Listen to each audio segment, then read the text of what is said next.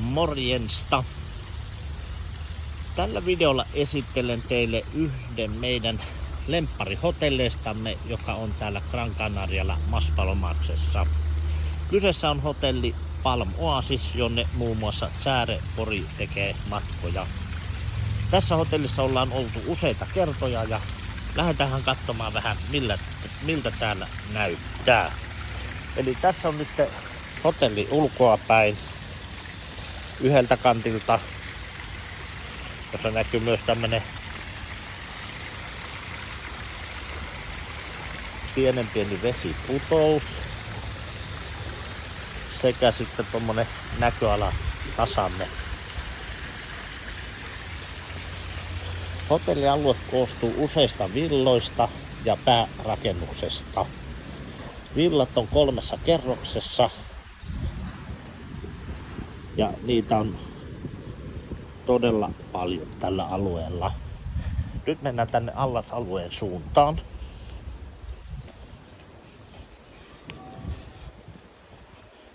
Hola.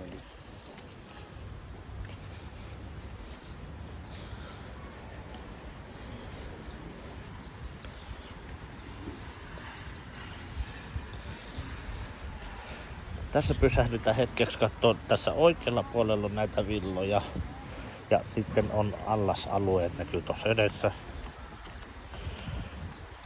Ja allaspaari. Allasalueet koostuu 2 isosta altaasta, 1 porealtaasta, lasten altaasta ja sitten allaspaarista. Päärakennus on tuossa edessämme.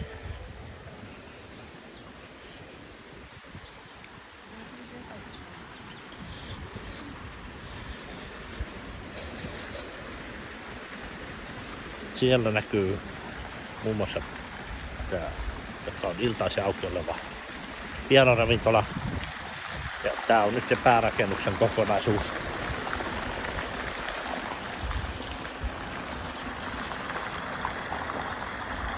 Ja pyörähdetäänpäs tänne allasalueen suuntaan. Eli nyt tässä on näkymät sitten päärakennuksen suunnasta allasalueelle päin. Lähdetään kiertämään tätä aluetta. Ja katsotaan miltä näyttää tässä matkan varrella.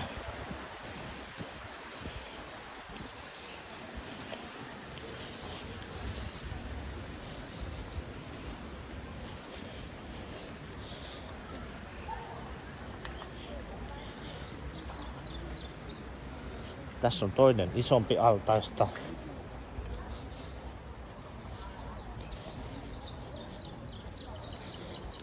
Alueelta löytyy myös ilmainen pyykinpesumahdollisuus.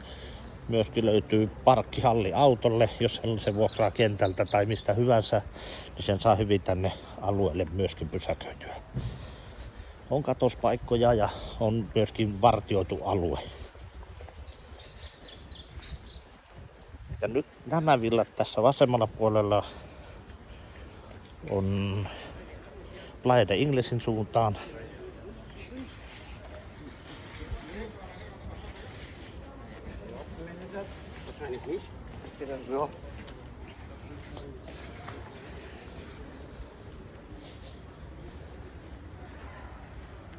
Tuosta vähän välistä näkymiä.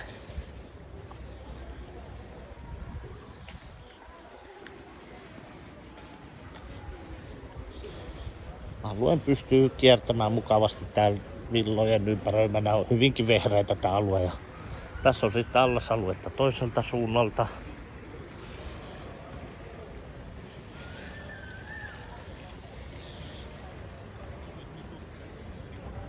Eli täältähän löytyy 2 allasaluetta ja tää on nyt se toinen sitten niistä.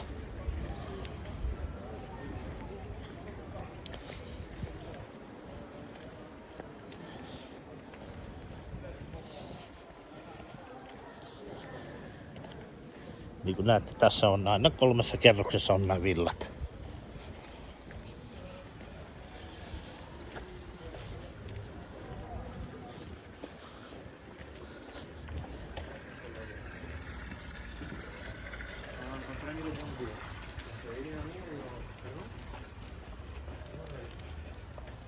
Mennäänpäs vielä tonne niin sanotulle näköalapaikalle, josta on näkymät tosiaan sinne Playa de Inglesin suuntaan ja edessä olevalle Parque del Sur puistoon.